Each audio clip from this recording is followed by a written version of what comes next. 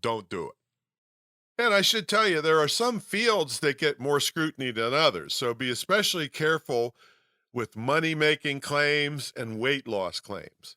Now, I mean, one company got caught using before and after pictures. Well, that's a powerful sales tool in that weight loss field. The only catch, they switched the before and after pictures.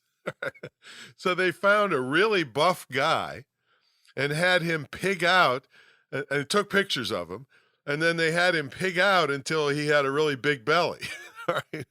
Then they switched the order of the pictures.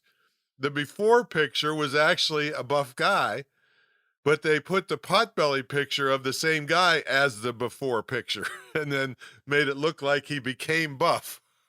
So anyway, the reason I'm so skeptical of the government's ability to enforce this, it takes me back to an expose they did in the TV infomercial industry. Not the government didn't do it, somebody else did it. So they wanted to see if they could get endorsements from people and just pay for them and get the people to just lie. So they pretended to be a product company that had this pill that would moisturize your skin from the inside. You take a pill and it was a moisturizer. So they went to some infomercial producers and they said, "Hey, we got this pill. We want to do an infomercial about it." And they said, "Well, do you have any studies on it?" And the fake producer of the pill said, "No, no, we don't." So the producer of the infomercial said, "Don't worry, we can get them." And they said, "Do you have any doctors or anybody that endorses this?" And the fake producer of the pill said, "No." They said, "Don't worry, we can get those, no problem."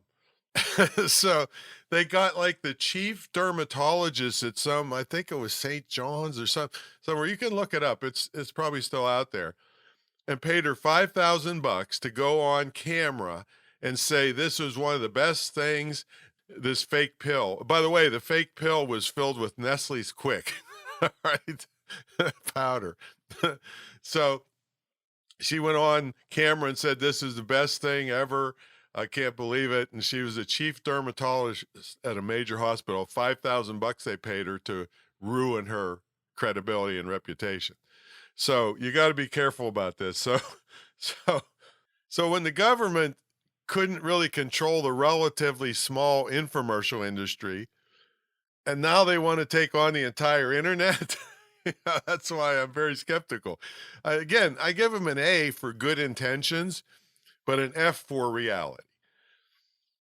All right, so now that I've scared you into thinking the FTC is going to come after you, let's talk about testimonials. You basically have three types. Written, that's the least powerful, but it's the easiest to get. Audio, and you don't see as many of them, but I'm going to give you some cool things about that. And video, which is the most powerful, and I'm going to give you two really cool techniques there. All right, so let's talk about written. They're the easiest to get. You can get them even in email. Now, if it's an unsolicited email that something nice was said about you or one of your products, you immediately respond. And this is what I do. And after thanking them for the kind words, I immediately ask, "May I use this for promotional purposes?" And virtually everybody says yes. Now, very seldom do you get turned down, but even if you do get turned down, let's say for privacy reasons, I might still use the testimonial and say something like "name changed for privacy reasons." All right.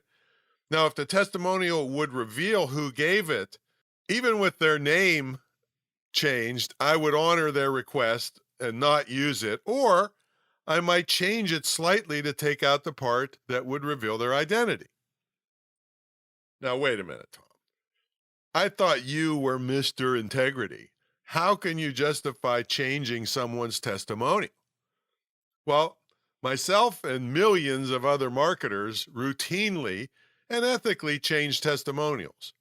As long as you are not changing the essence of what was said, you're okay. I mean, I all the time fix typos or misspellings or poor grammar that actually makes the person giving the testimonial look better. Okay, now here's a tip if you want to get more testimonials from more important people. Pre-write several of them and ask them to either approve it or